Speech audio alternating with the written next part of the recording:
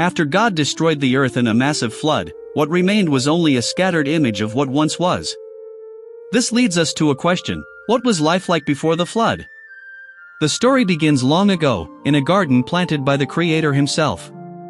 This garden, the Garden of Eden, was home to the first humans, our great-grandparents, Earth, and Living One, though we know them better as Adam and Eve.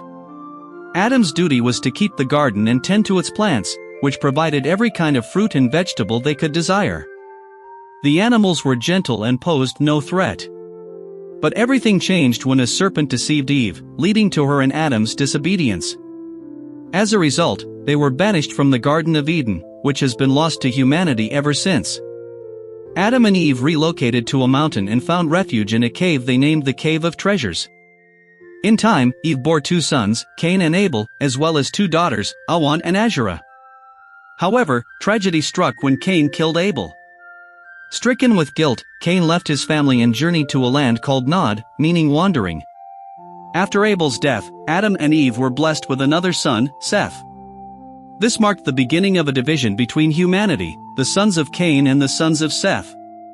Seth and his descendants lived on the holy mountain in communion with the Creator, while Cain's descendants lived in the east, where Cain built the first city. Adam lived for 930 years.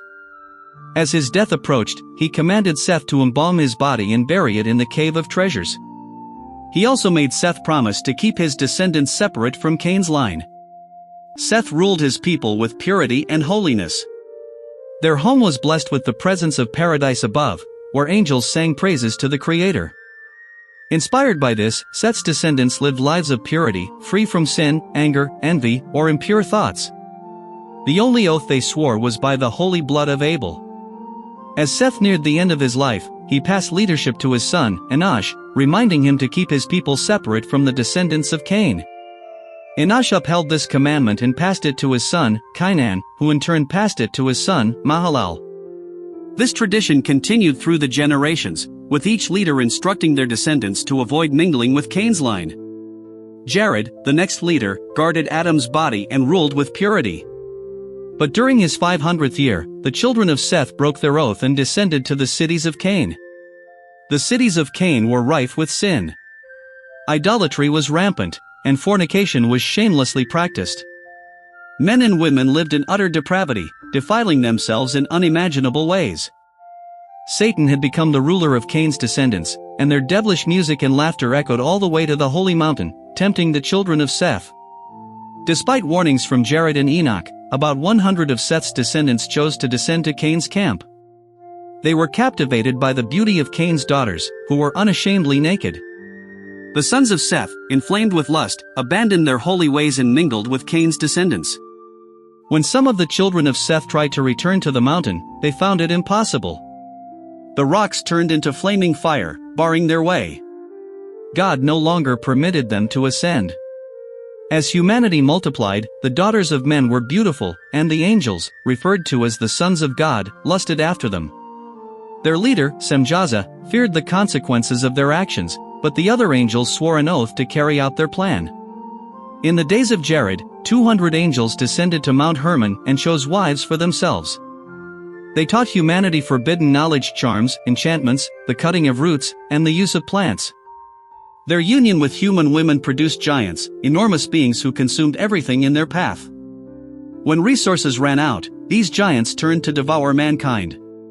One of the fallen angels, Azazel, taught humanity how to forge weapons and armor, introduced them to cosmetics, and revealed the secrets of metals and precious stones. This knowledge led to widespread godlessness and fornication.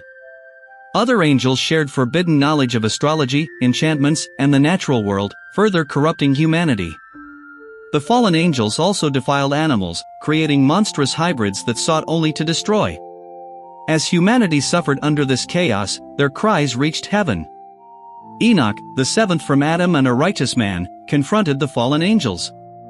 He testified against them, declaring that they would be bound in the depths of the earth and would never see light again.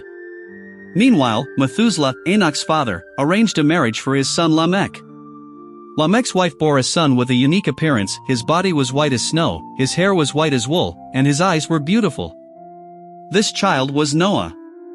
As Noah grew, he was visited by the angel Uriel, who warned him to prepare for a great mission. God had seen the corruption of humanity and decided to put an end to all life on earth. He commanded Noah to build an ark of cypress wood and to bring 2 of every living creature into it, male and female. Noah, a righteous man, obeyed God's instructions. When the floodwaters came, the ark was ready. Rain fell for 40 days and 40 nights, and the waters rose, covering the earth and destroying all living things. By the first day of the first month of Noah's 601st year, the waters had dried, and the ark came to rest in the mountains of Ararat. Noah, his family, and all the animals exited the ark. Noah built an altar to the Lord and offered burnt sacrifices, which pleased God. God made a covenant with Noah, promising never to destroy the earth with a flood again. As a sign of this covenant, he set a rainbow in the clouds, a reminder of his promise to humanity.